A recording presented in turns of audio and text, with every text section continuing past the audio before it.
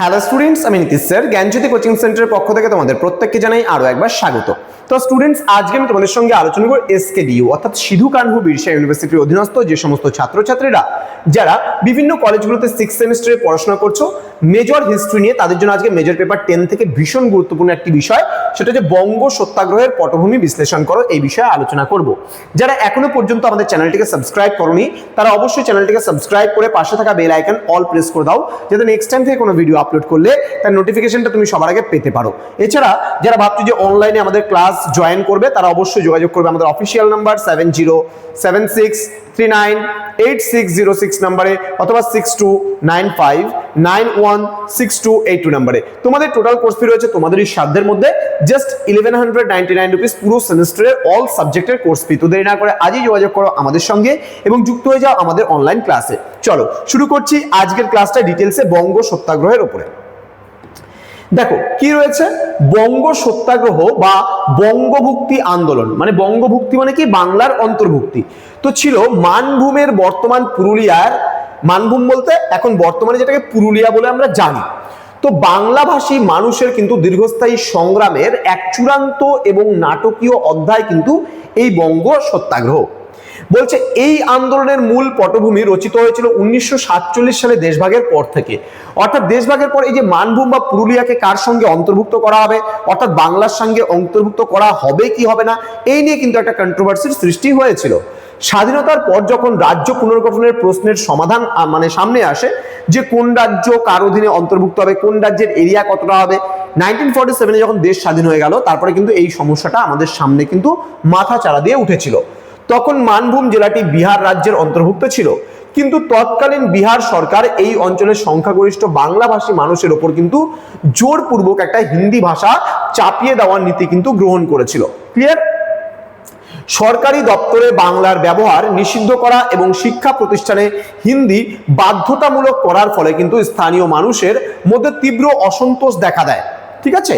তো এই ভাষাগত এবং সাংস্কৃতিক শোষণের হাত থেকে মুক্তি পেতে এবং মানভূমকে কিন্তু পশ্চিমবঙ্গের সঙ্গে যুক্ত করার দাবিতেই কিন্তু বঙ্গ সত্যাগ্রহ মানে সূচনা হয়েছিল। তাহলে এই মানভূম বা পুরুলিয়া বলে যে জায়গাটা ছিল বা প্রদেশটা ছিল, সেই জায়গাটাকে আমাদের পশ্চিমবাংলার সঙ্গে যুক্ত করার জন্যই কিন্তু এই আন্দোলনটা করা হয়েছিল।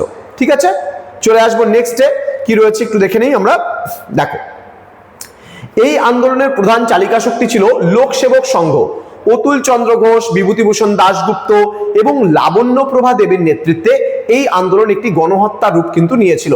1956 সালের শুরুতে যখন রাজ্য পুনর্গঠন কমিশনের সুপারিশে মানভূমের কিছু অংশ বিহারে রেখে দেওয়ার প্রস্তাব করা হয়েছিল, অর্থাৎ পুরুলিয়ার কিছু অংশ বিহারের সঙ্গে অন্তর্ভুক্ত করার কথা কিন্তু বলা হয়েছিল, তখন সত্যাগ্রহীরা কিন্তু তাদের আন্দোলন কিন্তু তীব্রতর করেছিল। অর্থাৎ কি, এই যে বঙ্গ সত্যাগ্রহী যারা ছিল, যারা পুরুলিয়া জেলাকে পশ্চিমবাংলার সঙ্গে অন্তর্ভুক্ত করার জন্য যারা দাবি দাওয়া করেছিল, তারা কিন্তু তীব্রতর একটা আন্দোলনে সামিল হয়েছিল বা করেছিল। এই আন্দোলনের সবচেয়ে স্মরণীয় ঘটনা ছিল 1956 সালের 26শে এপ্রিল কিন্তু শুরু হওয়া একটা ঐতিহাসিক দীর্ঘ পদযাত্রা আমরা বলতে পারি। তো বাংলার মাটি বাংলার জল গান গেয়ে প্রায় 1000 সত্যাগ্রহী কিন্তু পুরুলিয়ার পাকবিরা গ্রাম থেকে কলকাতার উদ্দেশ্যে পায়ে হেঁটে রওনা হয়েছিল। তাহলে দীর্ঘ পথ, তাহলে কোথায় পুরুলিয়া কোথায় কলকাতা, এই কলকাতার উদ্দেশ্যে কিন্তু তারা রওনা হয়েছিল এবং পায়ে হেঁটে দীর্ঘ পথ অতিক্রম করে, এবং তারা বলছিল বাংলার মাটি বাংলার জল বলে এই স্লোগান দিয়ে কিন্তু তারা গান গেয়ে কিন্তু চলছিল।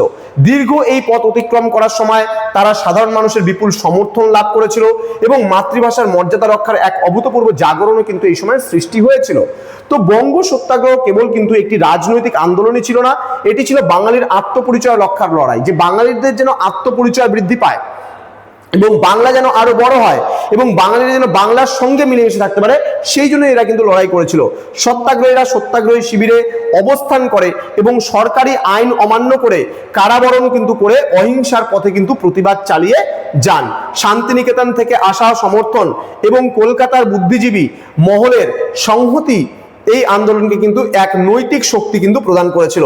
শেষ পর্যন্ত এই তীব্র আন্দোলনের চাপে পড়ে ভারত সরকার কিন্তু 1956 সালের 1 নভেম্বর কিন্তু মানভূমের একটি বড় অংশ নিয়ে পুরুলিয়া জেলা গঠন করে এবং তাকে কিন্তু পশ্চিমবঙ্গের অন্তর্ভুক্ত করে। এই বিজয় ছিল ভারতের ইতিহাসে ভাষাতাত্ত্বিক ভিত্তিতে রাজ্য পুনর্গঠনের একটি তোমার হচ্ছে কি বলছে অন্যতম সুফল এবং তুলনামূলক একটা উদাহরণ আমরা কিন্তু বলতে পারি। তো এই ছিল আজকের ক্লাস। তো স্টুডেন্ট যারা এখনো পর্যন্ত আমাদের চ্যানেলটিকে সাবস্ক্রাইব করনি তারা অবশ্যই চ্যানেলটিকে সাবস্ক্রাইব করে পাশে থাকা বেল আইকন অল প্রেস করে দাও, যাতে নেক্সট টাইম থেকে কোনো ভিডিও আপলোড করলে তার নোটিফিকেশনটা তুমি পেতে পারো। বন্ধুদের সঙ্গে ভিডিওটি শেয়ার করো যেন প্রত্যেকের কাছে আজকের এই ক্লাসটি পৌঁছে যেতে পারে। এবং যদি নোটস পত্র সমস্ত কিছু নিতে হয় আমাদের অফিসিয়াল নাম্বার যেটা রয়েছে 6295916282 এবং 7076398606 নম্বরে তোমরা সরাসরি চাইলে আমাদের সঙ্গে যোগাযোগ করতে পারো। দেখা হচ্ছে খুব তাড়াতাড়ি আরো একটা নতুন ক্লাস নিয়ে তোমাদের সঙ্গে। তোমরা প্রত্যেকেই ভালো থেকো, সুস্থ থেকো। Thank you so much. Thanks for watching after all. Thank you.